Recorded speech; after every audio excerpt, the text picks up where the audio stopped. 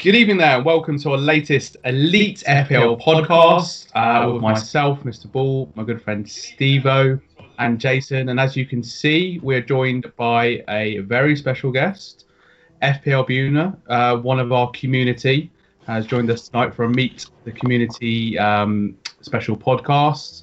So, good evening to all, chaps. How are you? Hello, Dan. Hello, Jason. More importantly, hello, FPLBhuna. Hello, guys. How are we? We're all good, yeah. Thank you for joining us. Really appreciate you joining us for this very, very special Elite FPL podcast.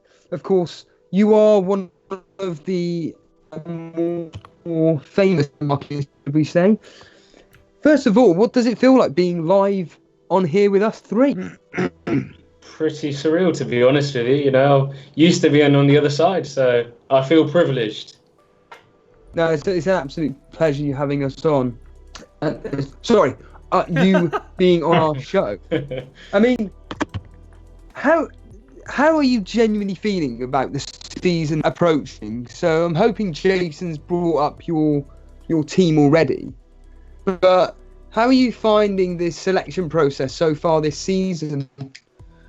I think initially the thinking was that, look, it seems like a lot of players have been reasonably priced. You know, Salah coming in at 12 million, getting a price reduction.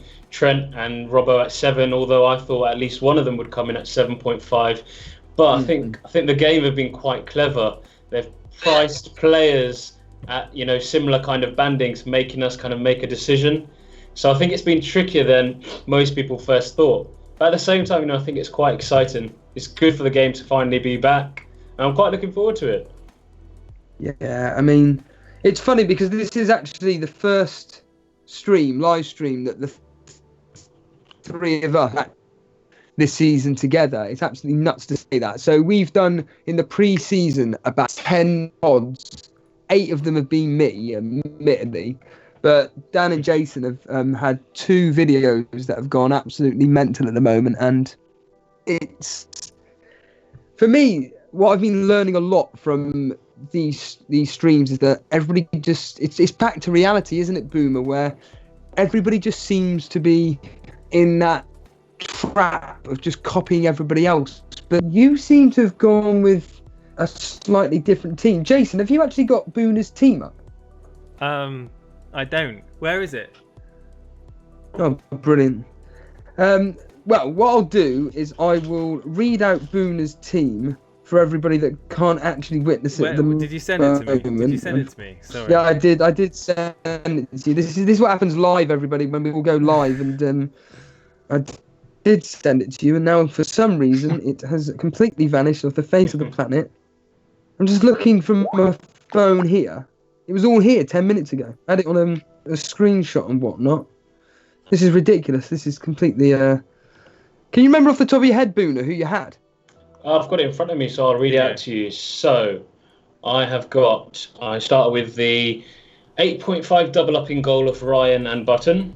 As it stands, I've just removed Robertson out of my team. And I've got Trent. I've gone for Zinchenko with the recent news that Mendy's potentially missing the start of the US tour for City. So, although City have just brought in... So, Zinchenko I've gone with because I understand Mendy's missed the start of the US tour that City have just gone on. So, So my thinking is, with Zinchenko ending the season playing for, you know, starting for City, I think he will start the season. Obviously, there's rumours that City have just bought this new left back from PSV, and you know there may be a bit of competition there, but I'm pretty sure Zinchenko starts. And then I've got a rotating pair of your very own Charlie Taylor, Burnley, and Lewis Dunk, with Ben Gibson, my 4.0 fodder. He could be, just sorry to interject, funny you were going to mention him, because Ben Gibson is actually somebody that, although I believe we've him go, there's a lot of talk about Tarkowski going to Leicester if Maguire. So Ben Gibson could actually be one of our number ones as centre back, and actually could be one of the few 4 million defenders that we think are guaranteed to play. So I think that's a really good option. option there. Yeah. And then across the midfield, I've gone quite strong, I feel. I've gone Sterling, Salah, De Bruyne, Maddison, and Fraser. Oh, you've got rid So of you haven't- the team I've got in front of me has got Zaha. So Yeah. wow, Abuna, what's the thinking behind this? are you expecting Zaha to go to Arsenal? Is that why you've removed him from your team? Spot on, Dan. Spot on. I can't be having an Arsenal player in my team, so you know, you know how it is.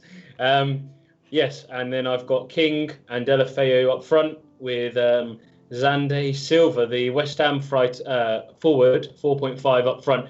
Only because I think he's going to be a bit of a backup to Chicharito now that Arnie's on his way out, and he may get some minutes.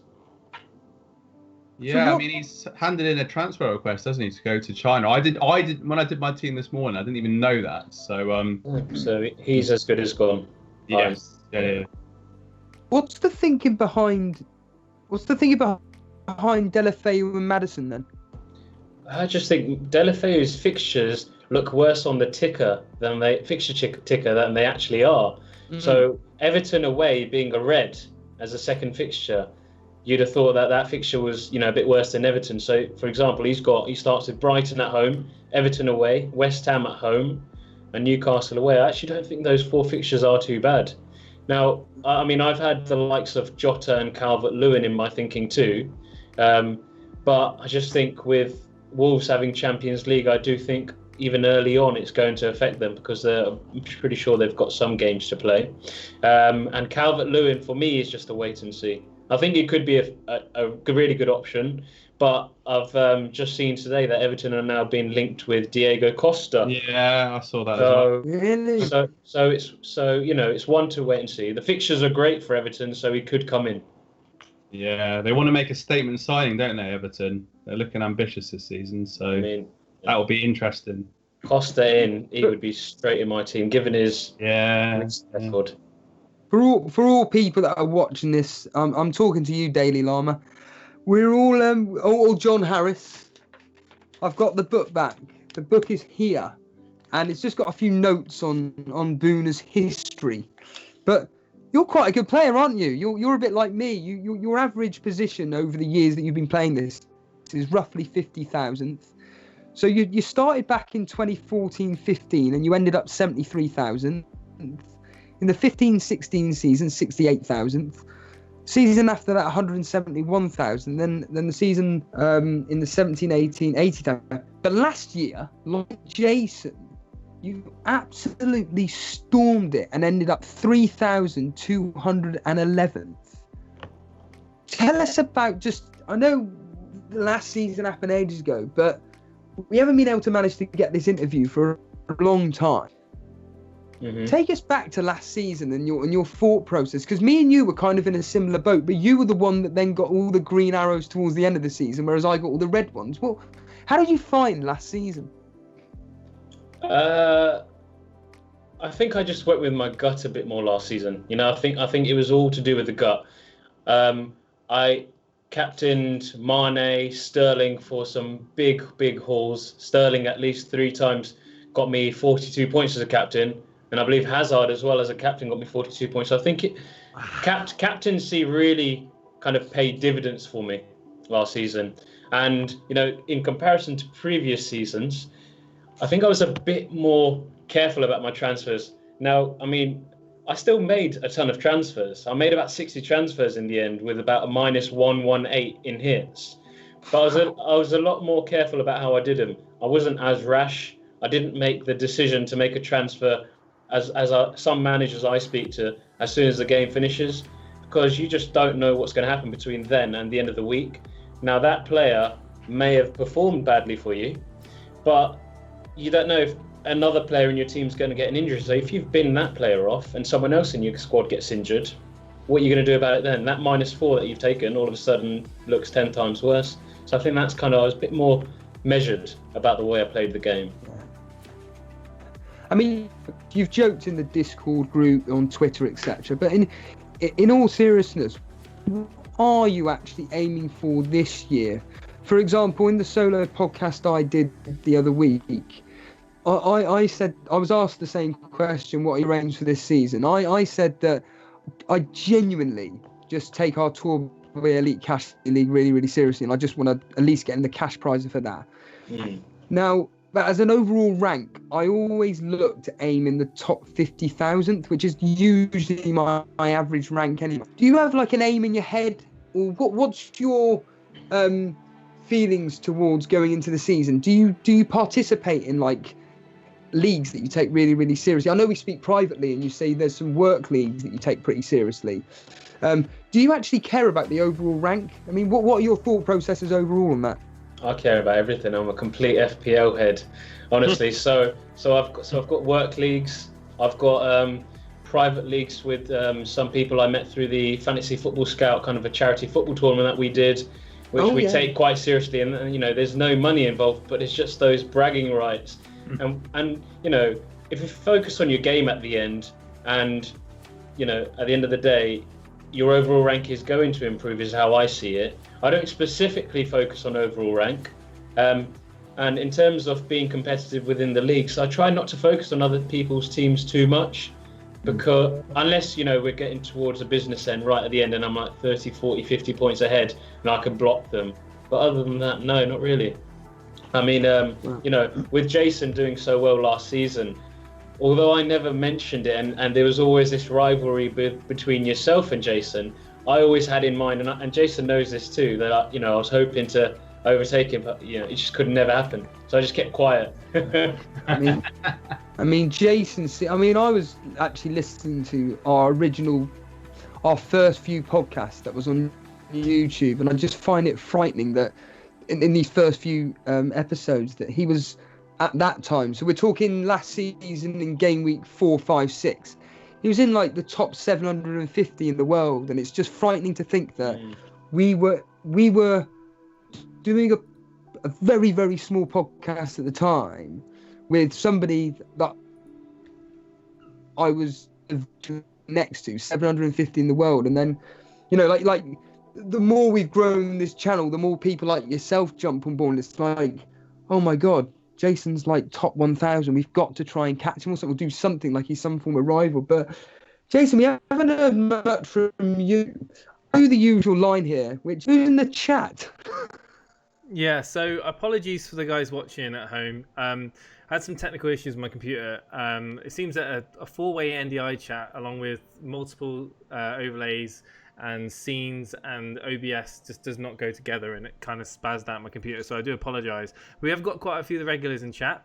We've got Clement LaRue, we've got FPL Pitch in chat, we've got Gutam, Alex Summerson, the Daily Llama, with Sultan Saeed, Ishmael, Mayet in chat. We've got Block FPL in chat. Welcome, Block. I did a podcast with Block a couple of days ago. I'm looking forward to that being published. Guys, if you haven't checked out Block FPL, go and check him out. He's really good. Got Adam Wheeler in chat. Norman Conquest, welcome to the stream. We've got G Wiz in chat as well. So a lot of the regulars in chat, guys, really grateful to have you here. James Hyde, the list goes on. We've got 55 people watching the stream at the moment. Notorious nerds, and we're hoping to get more people as the stream goes on, and hopefully later on in the podcast we're going to move over to Discord and get people into the Discord and have a little chat about their teams, how they're finding the pre-season build up of their drafts. Obviously, there was a few comments about me having Mendy in my team. Bhuna's obviously, I'm going to steal your word, alluded to the fact that Zinchenko is probably going to be favourite now for that left back position. So yeah, this is still early days. I have still not got Mohamed Salah in my team. Now Egypt have literally crashed out of the African Cup of Nations. Can I afford to risk going without Salah with that? You know, now he's going to be rested in time for that Norwich game. Probably not. So there's going to be a lot of changes still in teams. Got John Harrison in chat. I could carry on, but I'm not going to. Yeah, I mean, I'm just going to tweet out. I'm going to deliberately do this. I'm going to do a Steve-O style solo podcast special, which is basically this. Everybody that's watching now, tweet out that we want to get to 100 people watching. Let's try and how many people did you have, Jason, watching yours? Was it like 67, 68, something like that? No, I think it peaked out at 62. We haven't beaten 62 right. people watching our podcast. So if you guys, if you got to go and have food or something, just leave the stream on. We can cheat it. We can like get those views for free. I don't know, but if we can try and beat that 62, it'd be really good, guys. We have 57 viewers at the moment. If you haven't subscribed to the channel and you like the content or you're interested in seeing what this channel can provide in the coming weeks and months, please hit that subscribe button. It really does help the channel grow. We're getting towards that milestone of 1,000 subs, and it'll be amazing if we can do that in the next week or so. Because at the moment we're experiencing a great amount of love for the community, and we just want to just throw that back towards you. But yeah, so well, talking of which, I want to ask FPLBhuna. FPLBhuna has been a huge regular contributor to our podcast, and this is what I want to know. I want to know, number one, what drew you to our podcast, and can you remember how and when you kind of started joining in? Absolutely no idea. I mean, next question. Around October, November, I believe it was. Might have been later. Might have been December of last year. I think it must have been advertised somewhere on Twitter, and I myself haven't been on Twitter too long. So as soon as I've seen that, I've got involved. And what's drawn me to the podcast has been, the interaction between yourselves and the community has been like, not like any other podcast. So that's kind of what's drawn me initially. And I think it's just the regularity of the stuff that you guys are putting out, and the fact that we can ask questions and we know that they will get answered by yourselves. And I think now, with the Discord getting involved as well, I think, it's a bit of a cliche, but the world is your oyster in this FPL community world, in the sense that I think the channel is just going to grow more and more. Yeah, I completely agree with you. I find the biggest unique selling point for us is what you just said. It's embracing the people that watch us. We're not here about us three. We talk about a mini league that we take very, very. We're not really here about that, if you know what I mean. We're here to hear people like yourself come on the show and talk to us about a passion that we all have regarding fantasy football. And for anybody in chat that has any questions for FPLBhuna, for myself, for Dan, for Jason, but at the end of the day, Bhuna's here as a special guest, and it'd be really, really interesting to hear his thought processes on, well, basically any questions that you've ever asked myself, Dan, or Jason in the live stream, but Bhuna may have different ideas. I mean, Jason, are there any questions so far for us or? Yeah, or there's been a few rumblings in chat about Zaha, and does he become an attractive player if he stays at Palace or if he joins Arsenal? Is he more attractive at Palace or if he joins Arsenal? This is going to be something which it's going to be echoed across forums, across Reddit, across the FPL communities out there about Zaha, really. And I know that Bhuna certainly won't have him in his team if he does join the Gunners. But Bhuna, if he doesn't join the Gunners, that price in a midfield with VAR in this season, are you really not going to have him in your team? No. I mean, if he does stay at Palace, I'm pretty sure I will bring him back in my team. And what's actually surprised me more is the lack of teams that I'm seeing, including myself, without Milivojevic.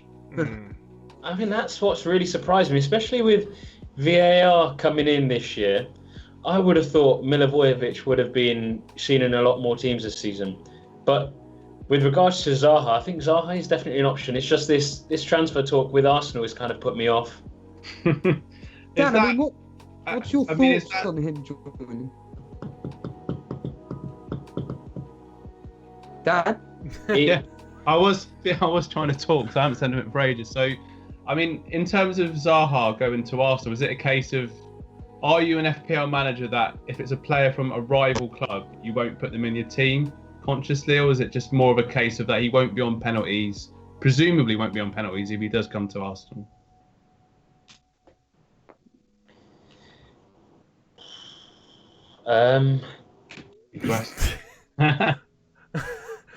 Be honest, man. Like, I've had The problem is Zaha is not going to go to Arsenal. They've bid for one of Zaha's legs, basically. no. So They've done is they've settled Zaha. Obviously, he's in the African Cup at the moment, but they've made that small little bid, and then it's like Zaha is going to be unsettled, and then they're going to rise, and then we are being cheapskates though. But I think the bid will go to 50 or 60. The fact that Zaha's come out and said he wants to go to Arsenal, though, usually when a player does that, there's a good chance that it does happen. And if he does go to Arsenal, then with regards to the comment I made on Milivojevic, he's a dead option completely. Yeah. But if he stays, I do think a double up of Zaha and Milivojevic is very viable. I've got a question. Another question, actually. What got you into FPL? What was the main thing that made you want to start to play FPL and take it really seriously like you do? Honestly, I don't properly remember. I think I started with a cricket kind of fantasy league. Either that or it was like a Sun Dream Team or something for one of the World Cups. And from there, I kind of got addicted because I won that particular league. And then I found out about Fantasy Premier League and, the addiction kind of continued from there. So, yeah. So I've got a question from Davey FPL in chat. Ask Dan and Bhuna who's finishing higher next season. Spurs. Yeah, Spurs. Yeah. Yeah. That's not even a contest, though. Arsenal, I can genuinely see finishing 7th or 8th this season. I think there are so many teams in there that are stronger. The likes of Leicester, who I actually think could finish 4th or 5th. Even Wolves and Everton have strengthened. Well, Wolves haven't strengthened, but I still think they're up there with a chance of finishing above Arsenal, even despite the UEFA Europa League. Sorry, I need to mention that. And Everton, I think they're going to be up there. So yeah, definitely. Everton do worry me. What do you base that opinion on, Bhuna? Because I'm actually quite taken aback by that. No bias at all, promise. No, what about Leicester? I mean, they've got Perez. That's an interesting option because he does have his little purple patches during the season, and he was a bit of a differential in the second half of the season last year. I mean, him and Vardy, Maddison, someone I've considered as well. So Leicester is a team, and obviously, like you say, Wolves. I think for us, it's just a case of it just depends. If they can actually sign some defenders, then maybe you can push them top four. But Spurs stronger, but maybe Chelsea. I mean, Chelsea's an interesting one. What do we think of Chelsea assets? Going into the new season. For me, it's a wait and watch. I think their fixtures are really, really good. But we just don't know who's going to be that particular asset to go for. So, for example, they've got Giroud, Tammy, Abraham, and Batshuayi right now. Either of those could do well. And at left back, you've got that same kind of conundrum with Emerson and Alonso. Yeah, exactly. And Emerson's 1 million cheaper at the moment than Alonso. He's 5.5. Yeah, he's 1 million. Yeah. Sorry. Yes. Yeah. So I think there's definitely, potential there for Chelsea assets. I don't know how Pulisic is going to kind of perform in this league. What position does he play? I know he was midfielder, but is he attacking, central? I think he's the opposite to Hudson-Odoi, so that'd be the right wing on the right. So he'll be affecting Willian and Pedro, I believe my understanding is. Yeah. He'll probably be first team there. And of course, with Hudson-Odoi and Ruben Loftus-Cheek out for some time as well, I mean, the team almost speaks for itself, to be honest with you. I think the main thing with Chelsea is up front, whether he picks Giroud or Tammy Abraham. To be honest with you, I think he'd be an idiot to not pick Giroud. I think Giroud is, for his experience in the Premier League, and I think it may be wise for Lampard to just let Tammy Abraham kind of settle into the squad. But it's like you said, Bhuna, it's Chelsea, one of those ones to watch. I keep banging on about it, but I just think their assets are really, really a bit too cheap, in my opinion. I think certainly Azpilicueta as an example at 6 million, I just think the value is just stunning. And every season I play FPL, there's always someone in our mini league who like, you do all the research and everything, and there's always this one guy, whoever it may be, that has like a Gary Cahill or Azpilicueta or whoever, who you never even thought of bringing in, and they always seem to be just plodding along with the clean sheets. And I'm pretty sure that I have Azpilicueta in my team because I dropped out Robertson for him. So I think, based on what you said regarding their fixtures, I think people are overlooking them. And I know Notorious Nerd keeps banging on about Giroud, and I completely agree. I think people are overlooking Giroud. It's just trying to find that 0.5 for myself to swap out, say, Jota or King for Giroud. I've actually got, while you guys were chatting away, I've gone to the WhatsApp messages and I've downloaded the images that you sent through. So I'm right in front of us now. We've got Steve-O's team with Fabianski as vice captain. Right. Okay. Yeah. And I saw Dan's that he sent. I've got that one saved down, but I don't know where Booner's is. Can you remind me where Booner's is? I don't know. I've looked at it as well. What I'll do is I'll just. Did you put it in Discord, Booner? Either way, yes. It would have changed. So do you want me to put it back in? Yeah, put it in Discord, and I'll put it on the screen in a moment. Because a few people in chat were asking to see our teams at the moment. So my team's up at the moment. Your team's up now. So if you want to talk about your team, that'd be great. Yeah, sure. I mean, everybody saw my solo podcast the other day, and I cannot believe that it's done so well. It's my biggest solo podcast that I've done. Thank you so much for watching. And yeah, everybody would have seen what I've chosen. And yeah, Fabianski in goal. I am, funny enough, basing everything, looking back on our old podcast and hearing what I was saying about a game week 6 wild card and various other things about not giving myself a headache regarding set and forget goalkeepers. I think that Fabianski is an absolutely phenomenal FPL asset to have regarding a set and forget goalkeeper. I think save points wise is stunning. All these people, including like yourself, Boona, have gone with Ryan and Button. Yeah, their fixtures are good, but I remember last season owning Ryan. He just cannot get clean sheets for the life of him, so I just avoiding him like the plague. I have got Azpilicueta in my team, yeah. So I dropped the double up with Robertson and Alexander-Arnold. I'm going with Alexander-Arnold. But talking of Davey FPL, he put out a wonderful, wonderful video today regarding player face-offs. And one of them was Alexander-Arnold versus Robertson. I'm not going to give away who he thinks is the better option. If you want to check out Davey FPL's latest YouTube video, you go ahead and go on YouTube and find his content. But that was a superb video, Dave, if you're still in chat. I did comment on it, but yeah, I went with Alexander-Arnold as Azpilicueta due to what I've just said regarding his fixtures, Laporte, but due to the news that Boona has just made, the fact that Zinchenko now looks like almost certainly like he could be guaranteed number 1 spot. Getting rid of Laporte for Zinchenko saves me 1 million, which means that I could potentially upgrade Josh King to Wilson. And again, thank you, Davey FPL, for this information. May upgrade Josh King to Wilson and then downgrade Digne to Coleman. But to be honest with you, I'm going to let you in with an exclusive here. I'm thinking of doing a solo podcast sometime this week, so I can't be bothered to continue chatting really. But the basic standard sort of lineup of Salah, Sigurdsson, Fraser, Sterling, Calvert-Lewin, King, and then a load of bench fodder in my bench. But what I do want to speak about is Dan's team. Now, Dan, I'm really pleased with my team name. Let me get Dan's team quickly up now. So Dan's team, yeah. Have you got it in front of you, Dan? Yeah, I've got it on my phone here. Cool. Yeah. If you want to take it away, let everybody know what your Olympique Bullerano team is all about this season. So Dan, just before you start, can we just say 75 viewers at the moment? Wow. Come on, everybody. We want to get to 100. So our target's 100. So keep going. Yeah, like I said, I did a solo podcast the Friday before last and did a team there. Got quite a lot of feedback on that, so I thought I'd do a second draft this morning ahead of this podcast.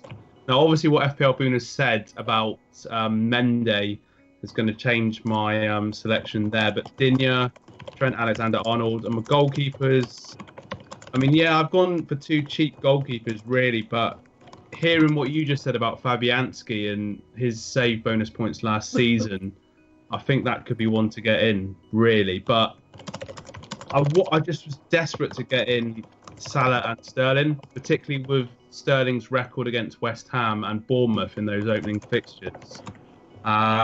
Brooks and King, Bournemouth's fixtures look fairly kind for the first few ones as well. So we'll get, and King's on penalty duty as well. And Nautovic, I've got him in as well, but once again, it's all about transfer news at the moment, pre-season friendlies. I didn't know. I thought Nautovic was staying at West Ham, but before I came on air, read that he put in a transfer request to go to China. He's been in the Premier League for 6 years now. He's going to go to China and waste his career just to earn loads of money, but we're not here to talk about that.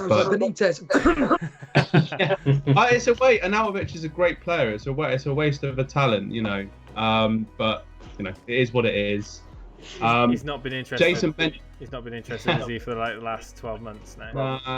Yeah, he thought he was going to go in January and did that thing where he waved goodbye to the crowd and then they couldn't go and just But you know, we're not here to talk about Marko Arnautovic's career trajectory. But Salah, of course, Egypt went out of the African Cup of Nations, losing to South Africa 1-0 yesterday. So feel fairly safe about that.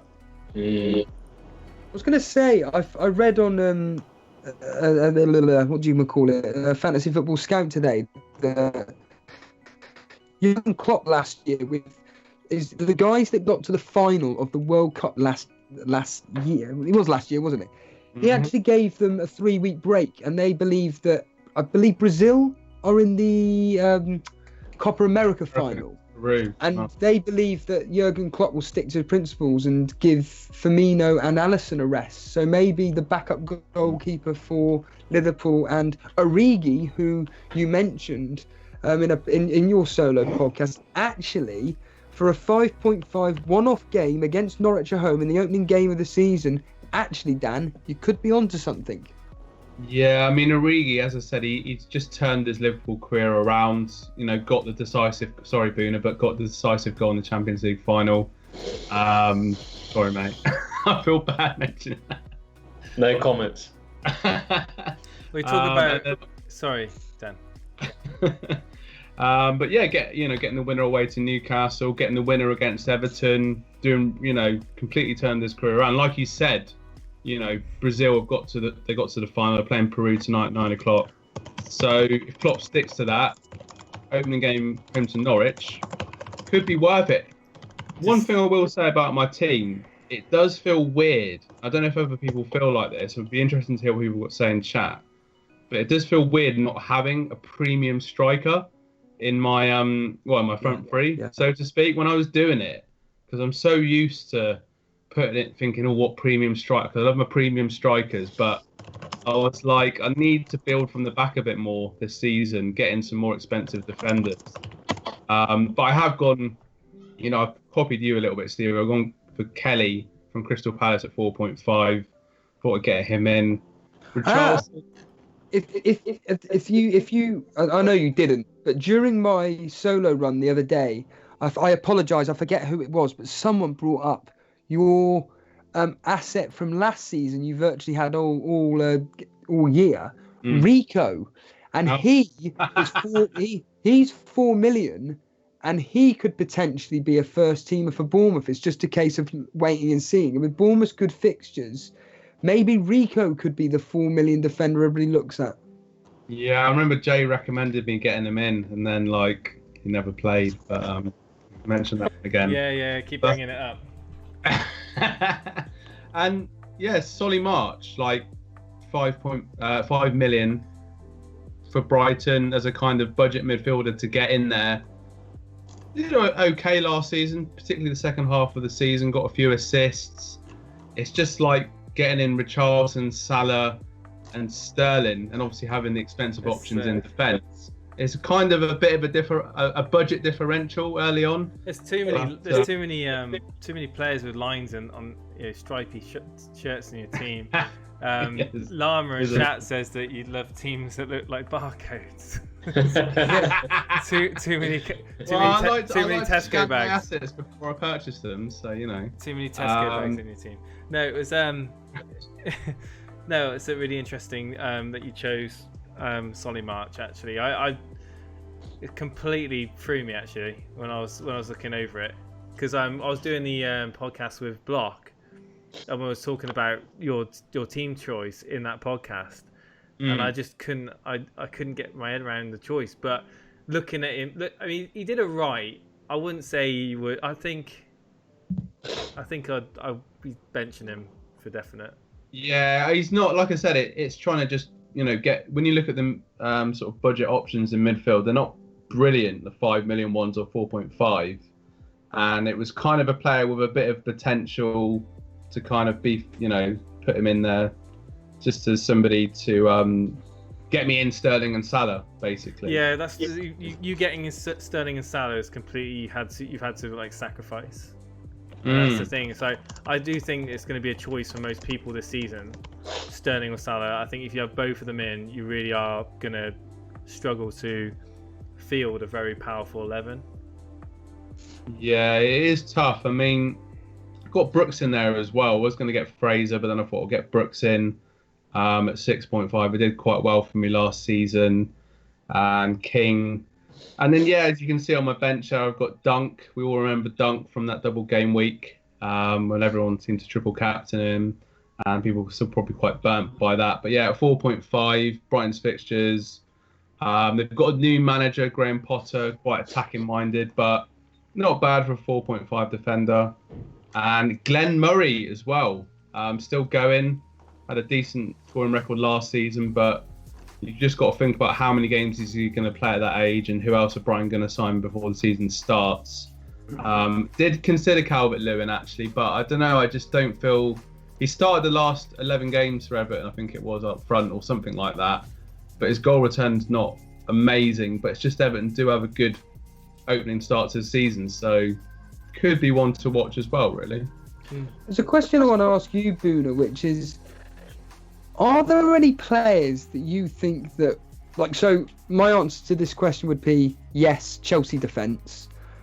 Are there any players or teams that you think people are overlooking? There's a clue on your shirt. I don't think they're overlooking us, to be honest with you, though. And you know, I'm coming at it with a completely non-biased perspective here. With Son suspended for the first two fixtures, it kind of paves way for Moura to start. And if you know, you look back at history, the past season, whenever Moura plays, Kane is often forced to drop back, and it really does weaken his impact. If Son was playing, I think I'd be a lot more inclined to put Kane in my squad, and possibly Son as well, given the fixtures Aston Villa at home. But I'm trying to see it just, you know, I'm not trying to be too short-minded. I'm trying to look a bit more further into the, you know, distance. And I think when Son comes back, I do think that the options will be a bit more appealing to me personally. Well, definitely, Bruno. I mean, there's more chance of me getting a Tottenham player in my team than a Man United player, for example. So, I mean, if I was to just be loyal to my team, then I'd be bringing in, you know, Daniel, James, Sanchez, maybe even Rashford. But I can't look at United. And a few people in chat were talking about earlier on. I read someone was asking about Sanchez at the price he's at. Is it 7 million? Oh, is it 7.5 or is it 7? It's 7.5. Okay, 7.5. The thing, so I haven't even looked at his price. That says something. But he's got an injury now, hasn't he? As well. So yeah, definitely. Just wait and see on Spurs. I agree with Boone there. I mean, you got a kind of brain before your heart almost, and just, you know, assess it as the season starts, and also look at pre-season as well. Look how Chelsea are playing. Look how United are playing. Look how Spurs are playing. Because there might be a standout option that arises in pre-season that people might want to, you know, take a risk on. Really, it's tough to bring Kane in when, you know, for me the priorities have to be Salah and Sterling. And personally, I've also looked at bringing in Mane because, for me, Mane has done well, like literally all the time I've kind of played him, especially last season. But at that price point, it just makes the team a little bit too weak, and for the same reason, I definitely wouldn't be looking at Kane. Yeah. It's so interesting you bring up Mane, because when listening back to our original shows about game week 4 or 5 or whatever, the debate was the same as what it is now. Do we choose Mane or Salah? And I was basically banging on the drum by saying, and it was funny because this is when Salah was doing nothing, and that all the chat between me and Jason was always, well, Salah isn't getting the points for his value and all this malarkey, whereas Mane is just scoring for fun. And I always used to reference a friend of ours, Steve Andrews, who's a Liverpool fan, and he always starts off with triple Liverpool, whether it's 2 attackers, 1 defender, or any other combination you can think of.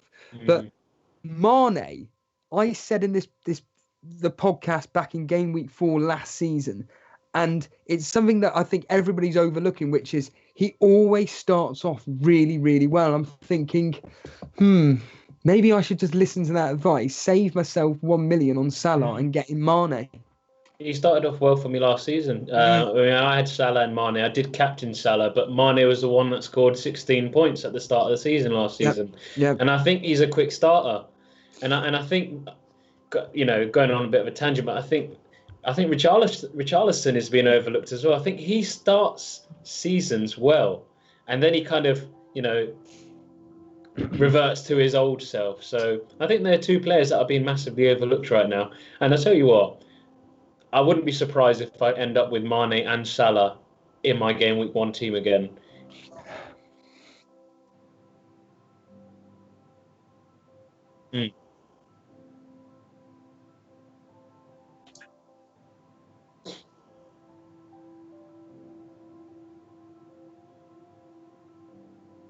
Ooh.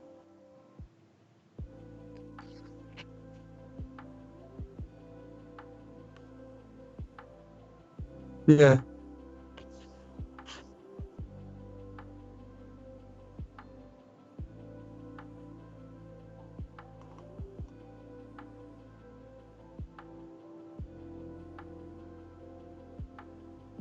Jason, you're on mute.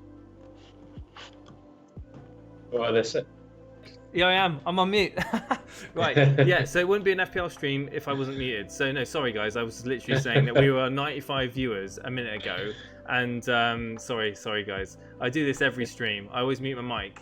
And I forget to unmute myself. So, yeah, we were on 95 viewers. If we can get like another 12, 13 people viewing the stream, that'll be like the best ever. We can get 100 viewers in a live stream, which is like blown our record out the water. And if you haven't subscribed already, hit that subscribe button. I'm going to try and read out some of the questions in chat because I have been reading them, but obviously there's a lot of you guys and we've got to try and get through as many as we can. Can I just, sorry to interject, Jason, but I do want to say that I'm looking at the chat right now, and I just want to say that all you guys, it's not this self-indulgent, do I pick this player? Do I pick that player? It's actually chat between yourselves, and you're actually clearly enjoying each other's company at this time of the day on a Sunday evening with 4 lads that just embrace fantasy football. It's just awesome seeing you guys actually chatting with each other. So, as Jason's finding it quite difficult to find questions or not, I'm actually smiling, thinking this is just great, seeing a community that we're just building, just talking with each other. So I can only say thank you very much. Yes, yeah, absolutely. I do have a sub alert going off at the moment.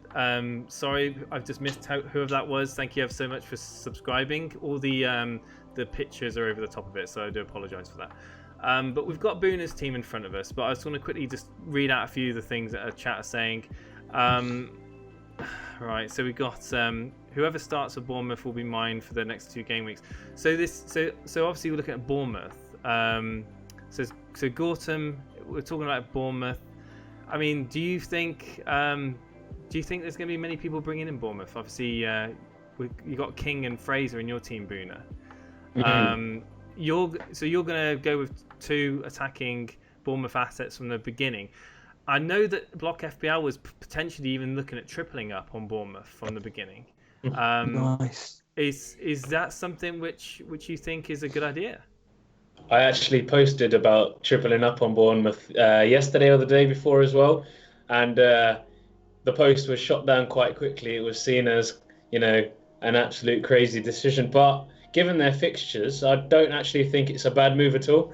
Sorry to interject. Who was the triple up? Sorry.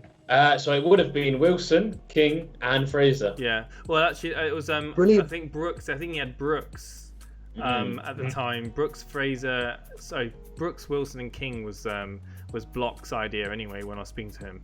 And I was kind of like, no, you're putting way too many eggs in one basket with Bournemouth. And if they don't perform well, that's 3 players just gone. But then it's a risk versus reward, isn't it? Of course. The thing is, though, Jason, with Bournemouth is that I think they're a bit of a not flat trap bully per se, but they enjoy playing the quote-unquote weaker teams.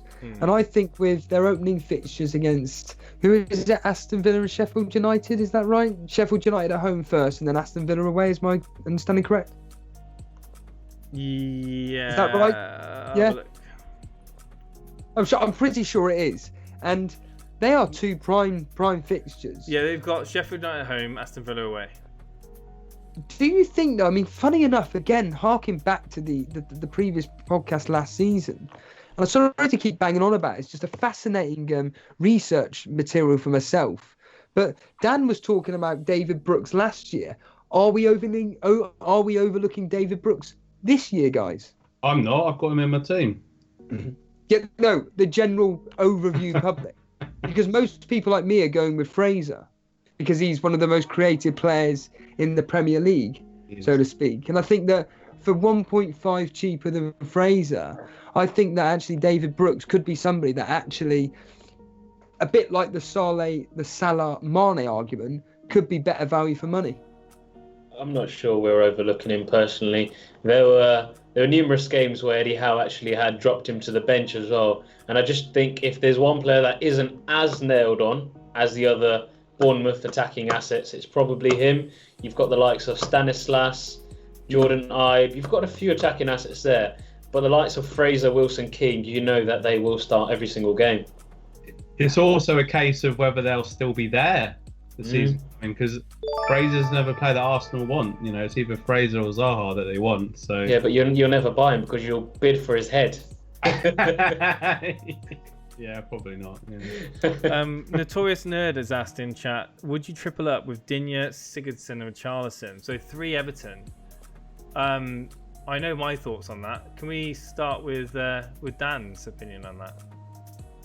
Well, I've got Digne and Richarlison already in my team. I don't know if I'd stretch to Sigurdsson as well, but I when the fixtures came out and we did that podcast previewing the season ahead, I did say about Everton's fixtures. And yeah, I mean, Digne is a sort of attacking defensive asset. It's one really to consider. And like FPLBhuna said, Richarlison seems to start the season really well.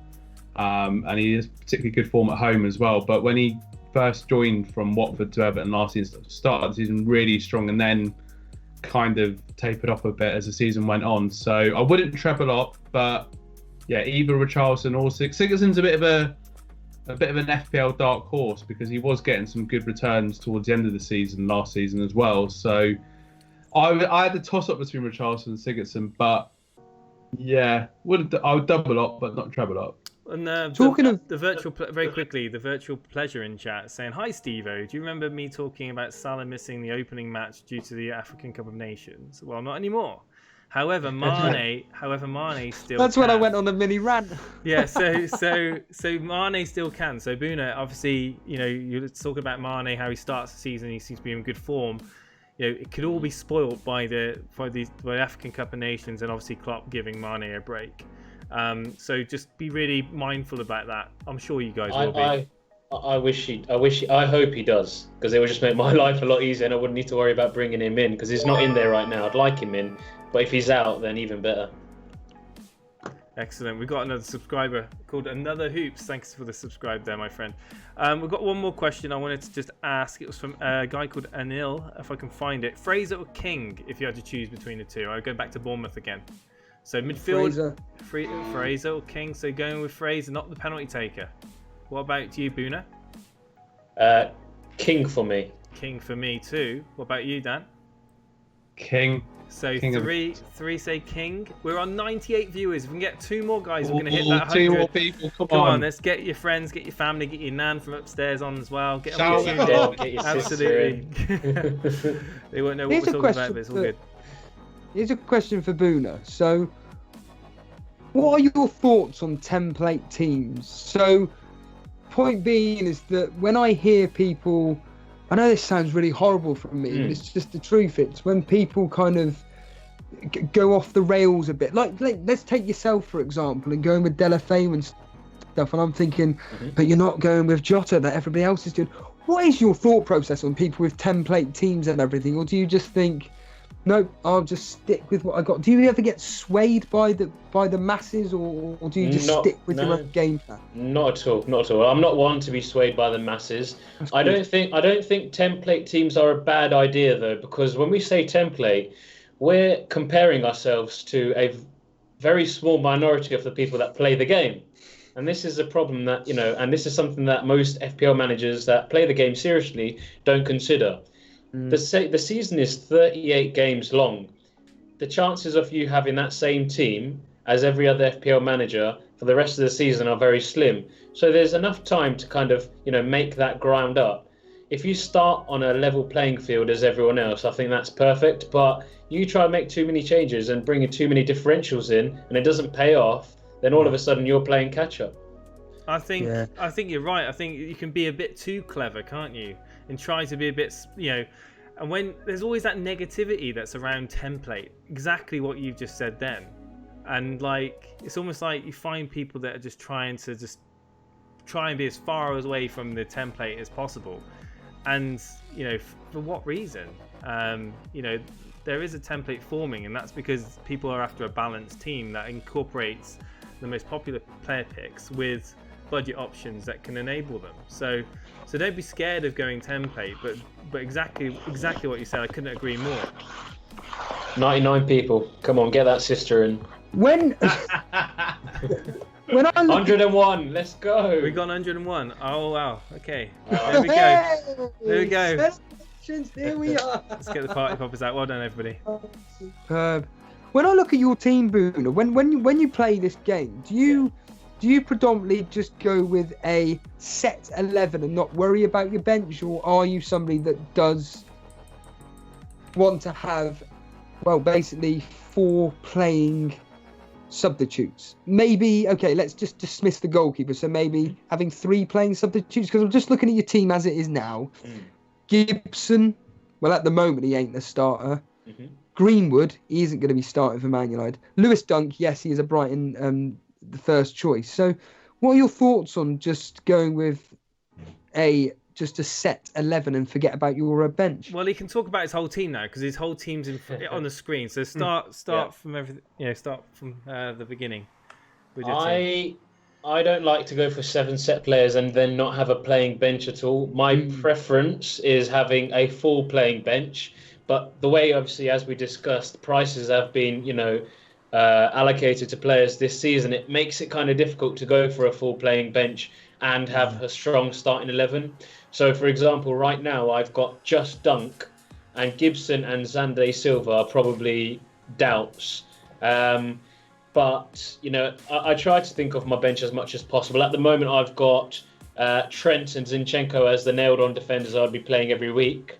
And I've got a rotation between Taylor and Dunk, which I think Taylor game week 1 and then Dunk plays the next 7 or 8. Wow. I like it. Yeah. And you're expecting De Bruyne to have a strong start to the season? Do you know what? I've put him in because I've seen peer pressure. I've seen a lot. I've seen a lot of FPL managers saying that if he starts well, he could be massive, and I do agree. But if I've only put him in last night. So if there's one player that I'm not certain of, and one position I'm not certain of in my team, it's probably that one, because downgrading him, for example, to a likes of Richarlison, who I'm quite keen on, would free up 1.5 million, which would enable me to upgrade Taylor to Digne, which I think is a pretty big upgrade. Yeah. So it's something I'm considering, and if anyone leaves my squad, it's probably going to be De Bruyne. So I'm not certain on him, but I just think having those 3 City assets it just looks aesthetically pleasing right now. It's weird not having I don't know what you guys are, just not having Aguero in. Do you know what? I was exactly thinking that. Aguero is like my go-to guy who helped me win a mini league once. It's like Aguero's just there. You always know he's going to do something. But Yeah. I mean, you could always downgrade De Bruyne and then try to get that money to maybe De La Feo up. Yeah, I've tried, but it requires too many downgrades in the team. Yeah. And I think it'd also need me to downgrade Trent, which obviously there's no way I'm doing. I need at least one Liverpool defender in there, if not two. It's interesting going with 3 at the back and 5 in midfield, though. I do. Yeah. There's a good case. Someone I read. There's a lot of people I've been reading on Reddit, and someone made a really good point about going with defenders, and how much value is in defenders this season. Obviously, a lot of popular picks with Robertson, Van Dijk, Alexander-Arnold. Obviously, you've only got one Liverpool defender. You know, that's something as well, which you might have to think about coming the start of the season. Do you really just want to go with just the one Liverpool defender and with Salah, or do you want to triple up on Liverpool? Yeah, I mean, I think there's been a bit of a change in perspective on going defence heavy this season. There's been a lot of managers I've seen posting on Twitter about going 5 in defence, 4 in defence, but I think that was the trend of last season, and I don't think that necessarily means that this season's going to be the exact same. So, you know, it could well be that proves to be fruitful, but for me, I still prefer the attacking potential of players. So, you know, that's why I'm set up the way I am. One formation I do not like to play is 4-4-2. Nah. So if anything, you know, I'd go 5 in defence just so I do not play that formation. Okay, that's fair enough. But yeah, we've seen people picking De La Feo in their teams. Now he's a striker. You know, is he kind of guaranteed now in your team, or is he still a question mark for you? Come the start of the season. He's been in my team for about a week now, and he's not gone. And I've not actually considered any Wolves assets since.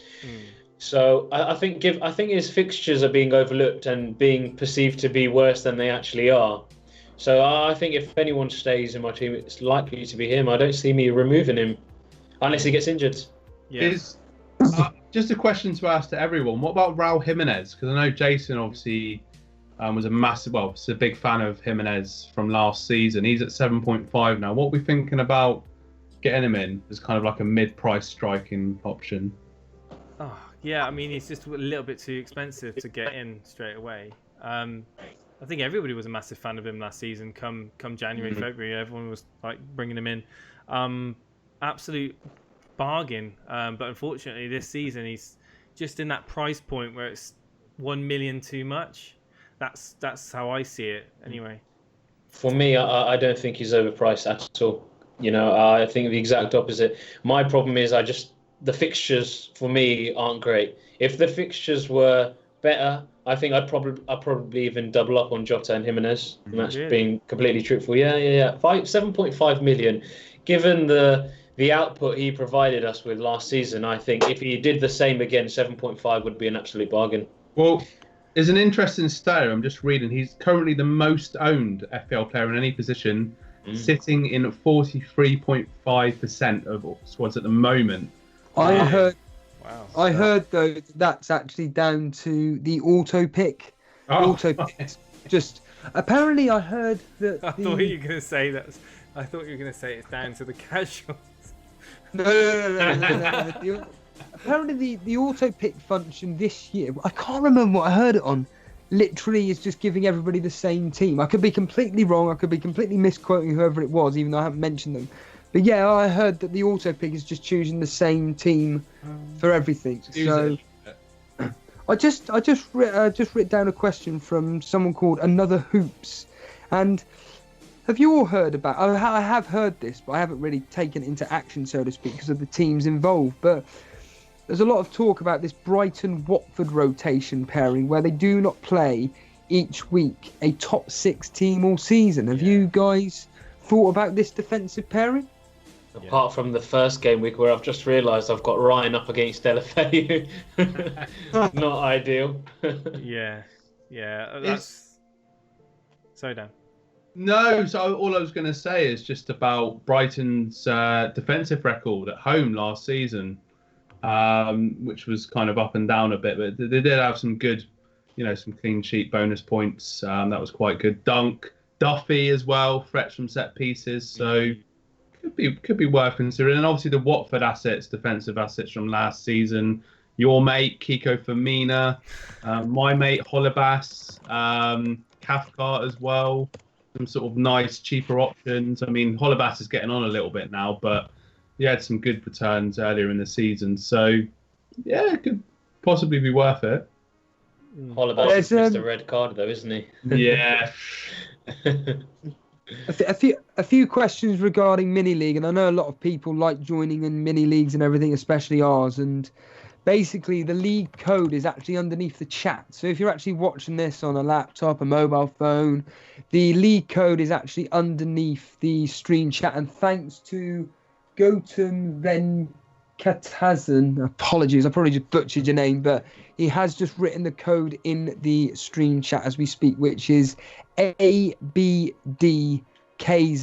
But like I said, it's all written up underneath the chat on the stream itself. So if you want to join the mini league, that is all you got to do. But overall, Bhuna, I mean, how excited are you for this upcoming? Sorry, Steve, you completely cracked up on my end there. Was that how excited am I for the season? Oh, that's right. Yeah. Yeah, I am pretty excited, to be honest. But at the same time, I think it'd be good for us to kind of just take it easy these 4 weeks, because we know that there's a roller coaster coming up ahead these next 12 months. If you're a player like myself or Steve-O, it's gonna be all or nothing. So I am looking forward to it. I really am. And this time round, we'll be starting the Elite FPL, the league from start, like all of us. So I think it's going to be quite interesting to see how it goes. Yeah, it's going to be. I'm really looking forward to. I'm actually more looking forward to doing these podcasts, if I'm honest with you. That is the God honest truth. There's just something about doing these podcasts where you just let off steam, and just I'm looking forward Dan to mentioned it last season. I'm looking forward to your meltdowns. Yeah. I say that. I mean, I of course I want you to do well. I want both of you to do well. Well, everyone. I want everyone to do well. To be honest with you, as long as you're not doing as well as I am. But I mean, it's last season was so I think we're not going to see a season like that again. Like personally, like we were vying for we were in the top 10k, and like you were just hovering around there, and it was kind of like everything was kind of coming down to each game week, and it was just like really amazing content watching you just going off on a rant because of a differential that didn't pay off, or another differential that I mean, cancelling out. But I'm just looking forward to that. The virtual pleasure asked a nice question. We'll ask it to you, Bhuna. And it's been asked 1,000 times, so we're going to ask you 1,001 times. Will VAR affect the amount of goals scored at the start of this season? No, I don't think so. I think it's actually been. I think it's actually been proven that in its first few years of operation across a number of leagues in Europe, that the number of goals scored at the start of the first year that it was in operation was actually less than the year before. That's it. No, it's an interesting point, because obviously all we've been thinking about is more and more penalties. But as we've seen in the Champions League, and obviously like the international games recently, goals have been disallowed. Sterling's one in the Nations Cup was disallowed. So it's like, even there's such thin margins for the offsides, and I have been watching the Women's World Cup. When I watched it the other day, and I was just like, this is doing my head in, because it's just taken so long for a decision to be made. I think it's going to make so much of a difference. Like Aguero's hat-trick, it wouldn't have been allowed last season. Yeah. Because he handballed it, didn't he? And it's like there's like these little things where I think watching football now my heart is gonna literally be pumping like crazy, because I'm gonna be celebrating a goal. Say my captain's gonna go, like, what's gonna happen. Salah's gonna score, and he's like, part of his foot's gonna be off or something, and it's gonna be like everyone's gonna celebrate. The referee's gonna give the goal. then it's going to go to review, and then the whole, like, you're going to have like people with like, you know, massive rivalries in their mini leagues, like just basically waiting on these decisions. These decisions are going to be like, honestly, heart-wrenching. Yeah, I mean, it's funny. FPLBhuna will remember this when Tottenham, you know, progressed past Man City in the Champions League, and Sterling got what we thought was the decisive goal to make it 5-3. They're all going nuts, and then hold on a minute, no, it's not, and then the stadium just goes completely quiet. It's really weird. It's really weird when you see that, isn't it? That was it was horrible, and then it was amazing. I was on the floor, and then I stayed on the floor for different reasons. It was no, honestly, it's going to be crazy.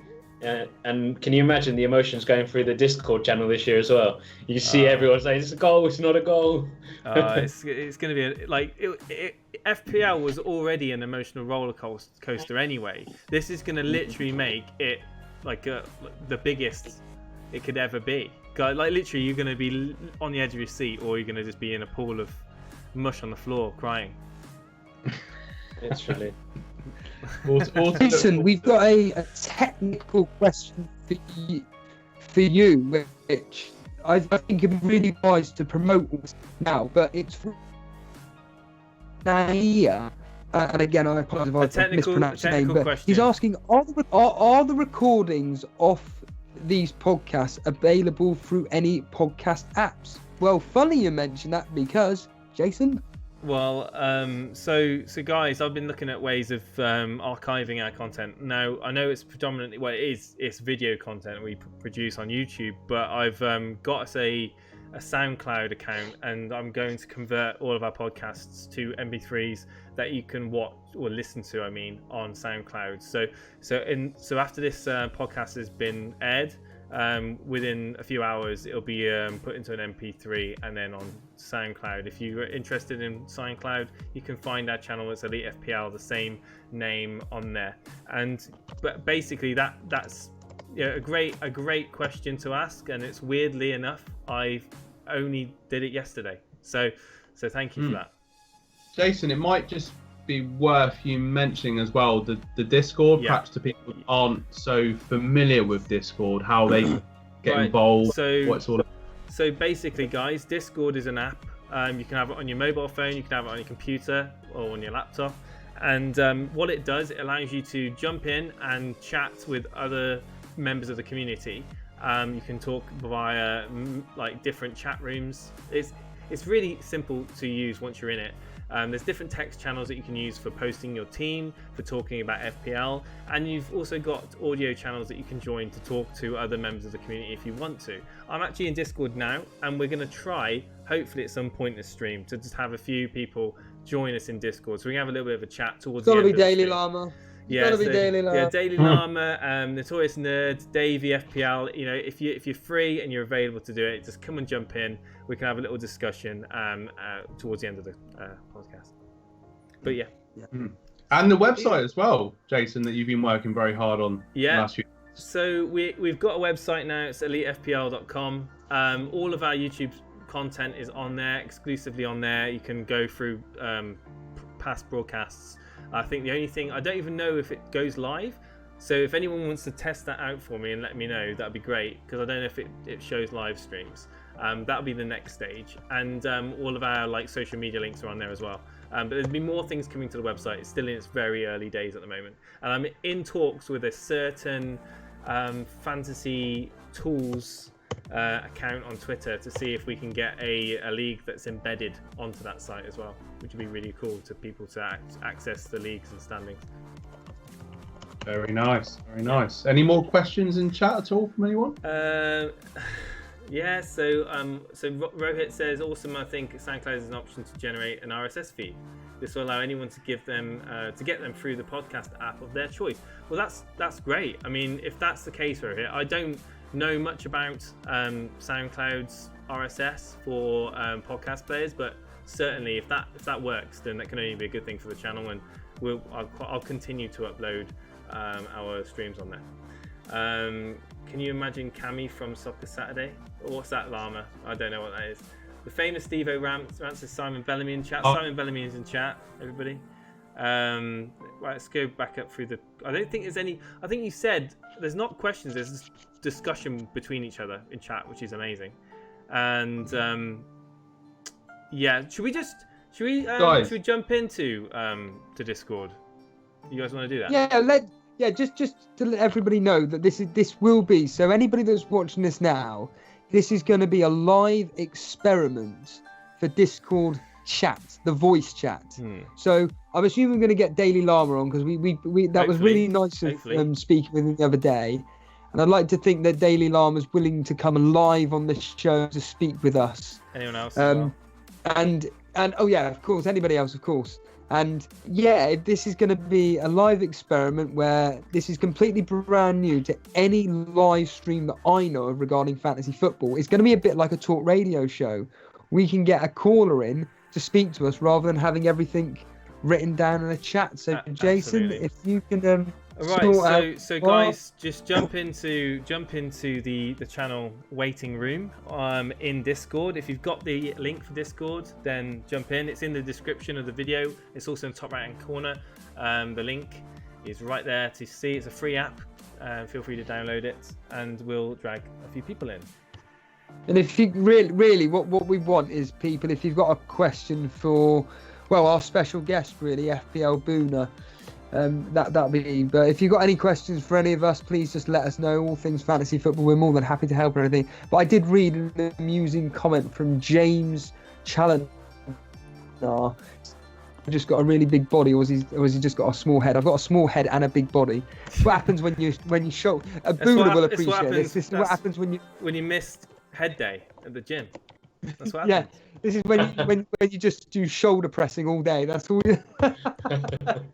So go into the waiting room, and I'll drag you guys into the live channel.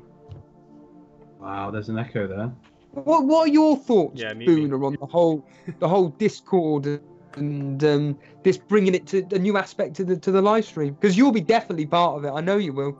I think it's amazing, honestly. I think it's the missing piece, and I think this has kind of just helped everyone interact together and just created the community that we had previously through the streams and stuff, but now we've actually got a central space where we can all communicate outside of the streams. Yeah, so Bhuna and Steve-O, you need to join in so you can hear the guests when they talk in Discord. In the waiting room, yeah? Yeah, okay. Yeah. Right, oh God, here we go, Stephen. Right, But you need to reduce the voice. You need to reduce my voice, otherwise you'll hear an echo. Just to warn you. Okay. All right. This is all brand new and right. How do you get in the All right. Okay. So I'm in the waiting room. Yeah. Someone called it FPL's in the waiting room. Someone called Late FPL's in the waiting room. Don't know who that is. It's not us. It should be in the waiting room. This is all brand new, everybody watching this stream right now. So apologies if it just seems like dead air and everything, and four blokes just messing about with a thing. But this is all part of an experiment for you guys to be part of. So this is really interesting. Let me just capture the window so people can see what's going on at the moment in.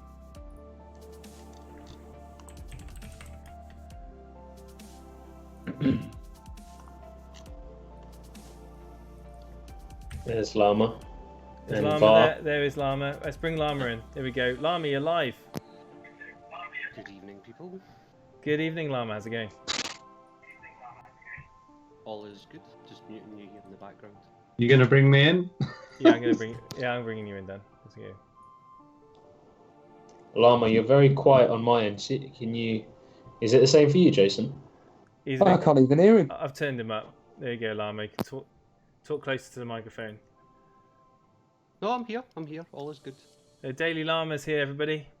So Daily Llama, a massive supporter of the show, and he's one of the first people on Discord as a guest. So how did you find the podcast today? Very good. Good as usual. And what do you think of going through you having a little phase of a muted mic? I always have a muted mic on a stream, you know that. But let me just get this up on screen. Anyone else that wants to jump in, I'll drag you in as well. Good hearing Bhuna's dulcet tones as always. Well, thank you, Llama.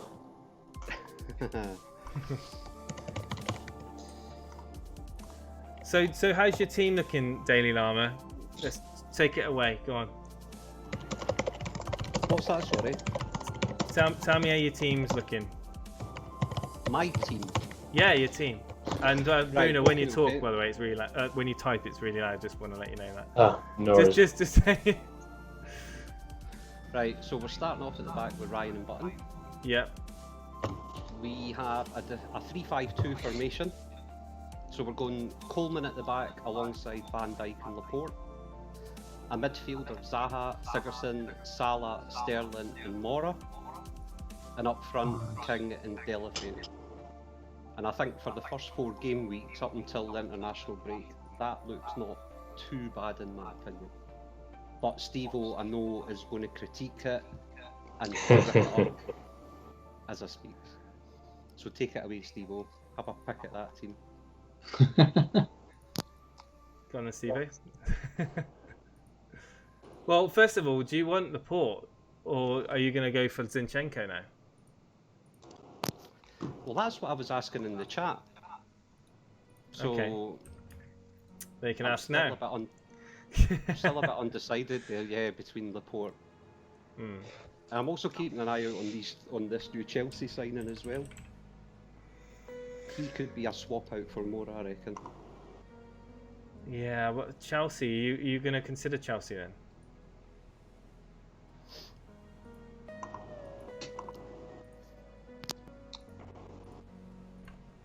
Why has everyone gone quiet? No, I'm still here. Yeah, Just listening to Daily Llama. Interesting choice of Mora that FPLBhuna mentioned. Good differential. Choice to start the season. I know you spoke about it earlier on in the stream. I just can't fit Kane in. Yeah, that's the thing. I think I need to have Salah and Sterling in that midfield. And I know this is a kind of template type team that I'm beginning to create, I think. So Mora's my kind of my way in there. Plus with Son out, I think Son's out for the first 2 weeks. Yeah, he's suspended. So that was another reason to just stick Mora in there just now. I don't know if the stream needs subtitles for me, by the way. Say again. Exactly. I don't know if the stream needs subtitles for me. I don't know what Steve-O, what's going on with your feedback? So basically, because we're using Discord and Skype at the same time, there's a chance of an audio feedback. So if everyone that's on the podcast needs to basically mute their microphones, or no, not mute their microphones, they just need to turn down the other members of the podcast. So you need to right click and turn them down. But if we've got anyone else that wants to talk as well as Llama, then John Magic's actually in the waiting room. There we go. There we go. Oh my god. Yeah, I've had to move him out the channel because. Oh. So John, welcome. Hi guys. Oh, that's better. Hey up, Boona. How you doing, mate? Hello. Hello, you're live on Elite FPL. How's your I've got a question for Boona. Go for it. Boona, how come you haven't got Kane in your team, mate? What's going on? Whoa, it's loud.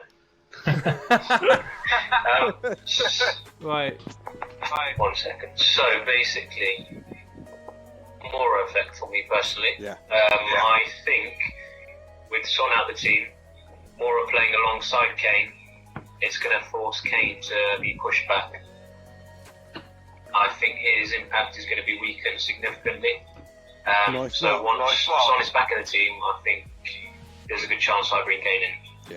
Yeah.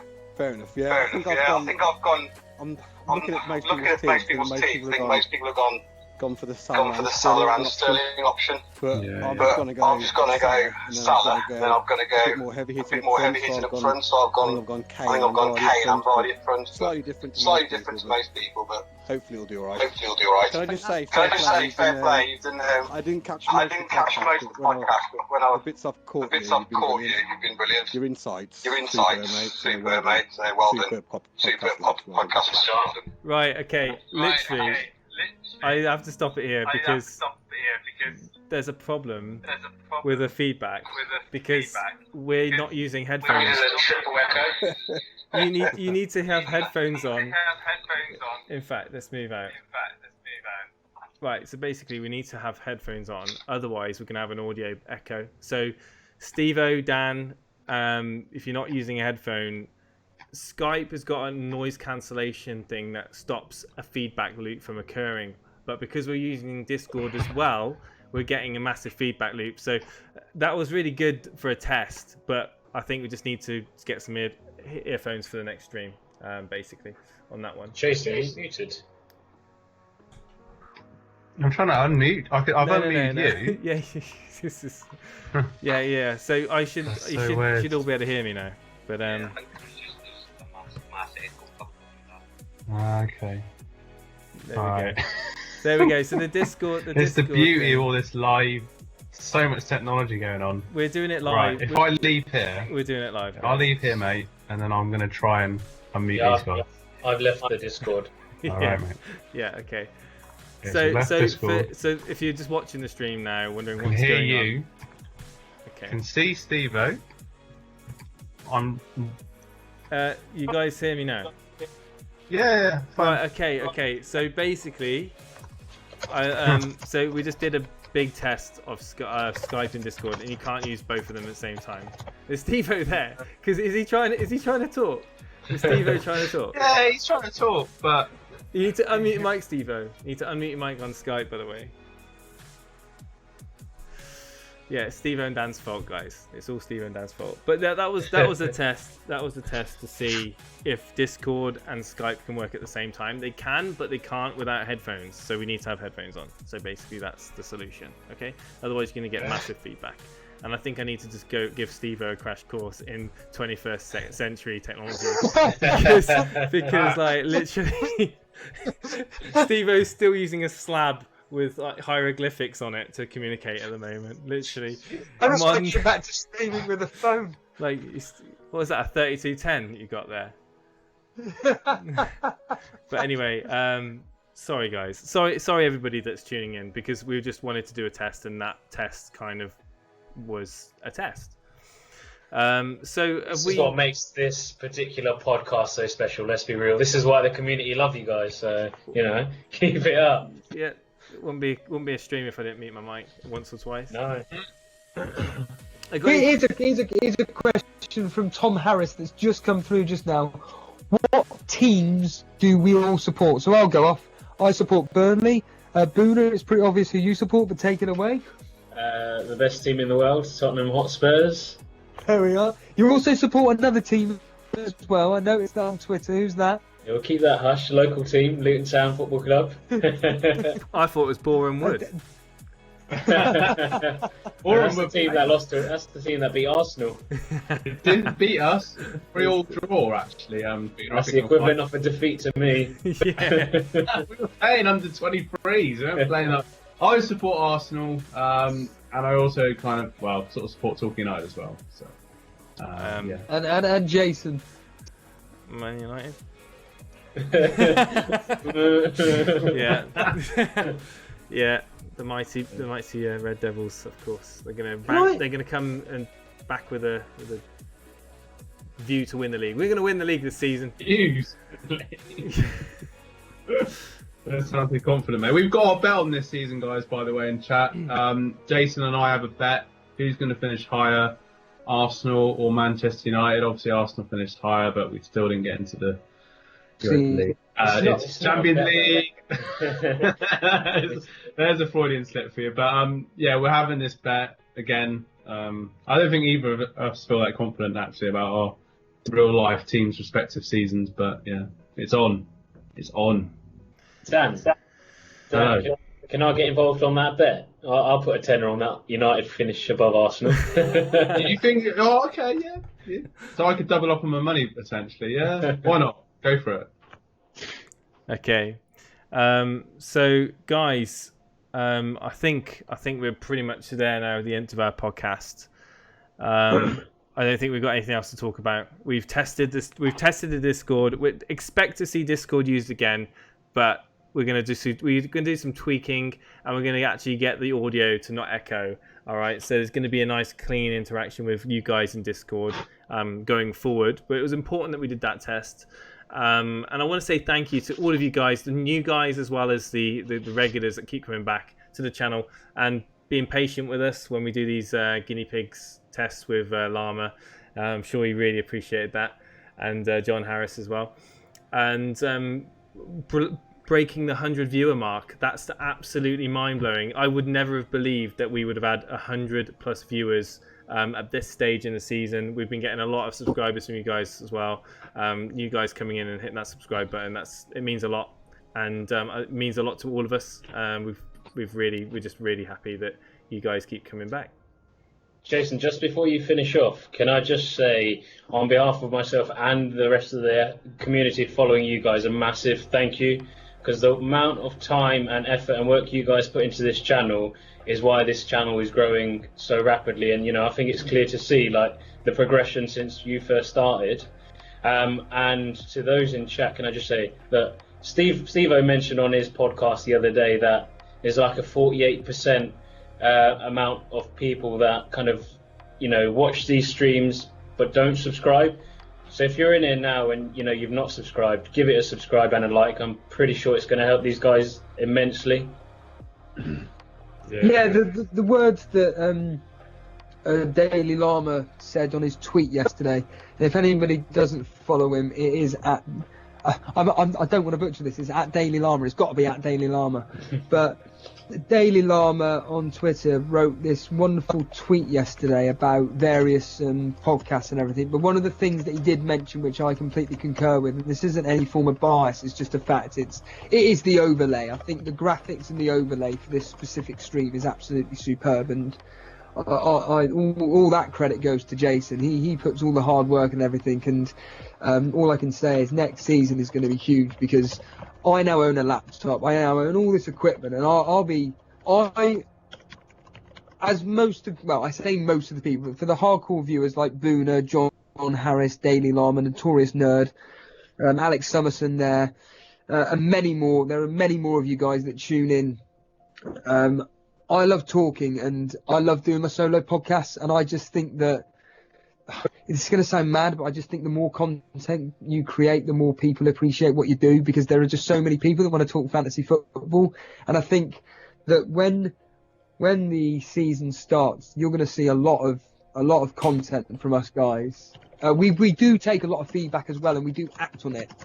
So any feedback that you do have for us, I mean, maybe a lot on regarding this Discord, for example, if you're confused with whatever, just send in questions, and I'm sure Jason will be able to help out with you if you have any issues. That would be me, basically speaking. But yeah, I just want to thank everybody that watches this, because I just can't get my head around the fact that you guys tune in every single week, and this is why we're getting people like Bhuna on. We want to thank the hardcore elite FPL community that come on week in, week out. I mean, this is the first interview that we're doing of many that we're going to be doing for the rest of these pre-seasons, and I hope what you've watched tonight you've enjoyed, because I've certainly enjoyed meeting FPLBhuna for the first time. It's been great. It's wonderful.